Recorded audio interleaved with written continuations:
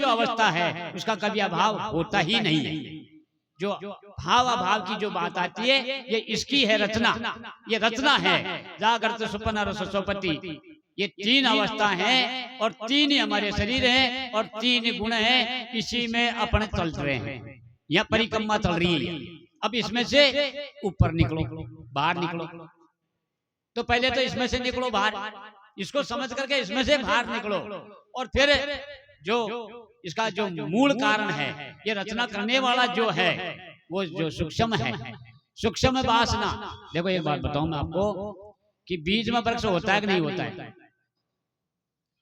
वृक्ष मतलब कहां से आया? बीज में ही तो होता है कि नहीं? लेकिन वो दिखाई नहीं देता, अदृश्य है ना, वो दृश्य में दृष्टि में नहीं आता है, वो अदृश्य रूप से बीज में वृक्ष है। लेकिन अगर वो क्रिया बन गई, कार्य हो गया, तो तुरंत खड़ा हो जाएगा। अब संत कहते हैं कि ये संसार का बीज क्या है भाई? जैसे पेड़ हो गए तो बीज होते हैं नहीं होते, लेकिन इसी ये जो ये रचना है, ये इसका बीज क्या है? वासना। अब ये वासना का जो बीज है इसको खत्म अब कर सकते हैं। ये जो देही वासना है, सबसे बड़ी वासना ये देही वासना। अच्छा, ये देह का भान जो है अपने अंदर जो आज जमा हुआ देह भाव, ये अब का नहीं है, बहुत पुराना। जाने कितने शरीर धारण कर लिए, तो वो वासना तो अभी बनी हुई है। अब ये वासना को खत्म करने के लिए क्या उपाय करें बताओ? तो महापुरुषों ने बड़ी जोरदार युक्ति बताई। बोले देखो, चना जो होता है ना, चने का बीज, उसको भून डालो। चना है न्यू का न्यू, उसमें कोई गड़बड़ी नहीं हुई है, भून डालो और फिर उसको उगाओ, नहीं उगेगा। क्यों? चना तो है, क्यों नहीं उग रहा? क्योंकि उसके अंदर जो अंकुरित वासना है, अंकुरित होने की जो क्षमता है वो नष्ट हो गई, तो फिर वो नहीं उगेगा।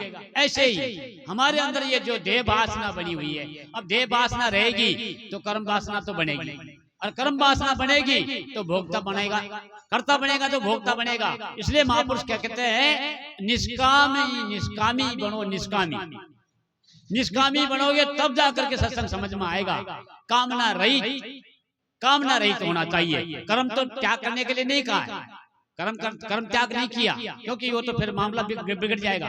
कर्म का त्याग नहीं किया, कोई वस्तु का त्याग नहीं किया, कोई भोग का कुछ भी त्याग नहीं किया, केवल उसमें जो आसक्ति है उसका खत्म करना। आसक्ति का त्याग करने का नाम ही यही मुक्ति है, और आसक्ति जम जाना यही बंधन है।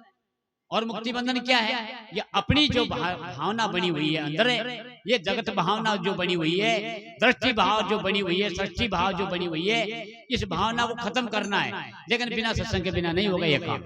इसलिए हमारे आदि शंकर भगवान कहते हैं कि भले हो सकता है हमारे ये बुद्धि काम नहीं करती पूरी तरह से, क्योंकि बुद्धि तो काम जब करेगी जब इसमें से बाहर निकलेगी। ये जो देही बुद्धि बनी हुई है, कर्म बुद्धि बनी हुई है, भोग बुद्धि बनी हुई है, संसार दृष्टि बुद्धि बनी हुई है, तो ये बुद्धि में नहीं बैठ पाएगी वो बात। लेकिन श्रद्धा कर लो, विश्वास करो, श्रद्धा और विश्वास। इसलिए शंकराचार्य भगवान कहते हैं सत्य वेद गुरु वाक्य श्रद्धा अस विश्वास, समाधान ताकू कहे मल विक्षेप का ना। अभी बोल रहे थे स्वामी जी, अगर देखो रोग है हमारे, संचित कर्म, प्रारब्ध और क्रियामान, ये तीन है। अब इनकी छुट्टी करनी है, यही तो रोग है। इस रोग से छुट्टी पाने के लिए तो ये महापुरुषों ने हमारे लिए व्यवस्था करी है। तो निष्काम कर्म को करते चले जाओ तो आपके मल जो है उसकी निवृत्ति हो जाएगी।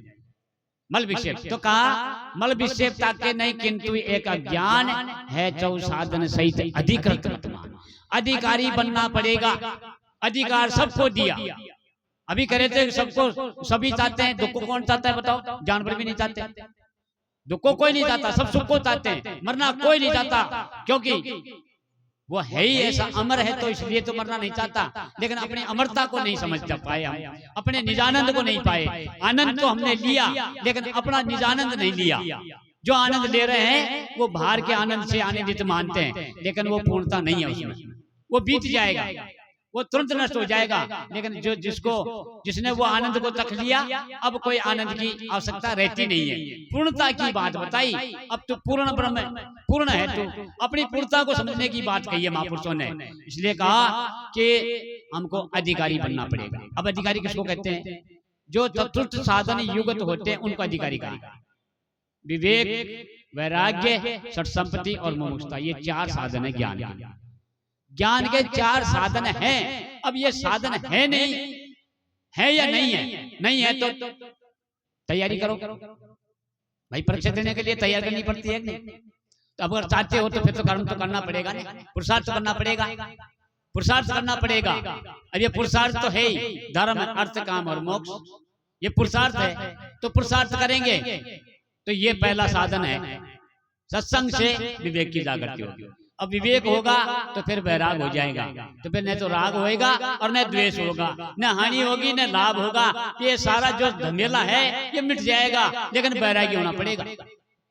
अब बिना विवेक के बिना वैराग हो नहीं सकता, और वैराग नहीं होगा तो इसे छुट्टी मिलेगी नहीं हमारी कभी भी।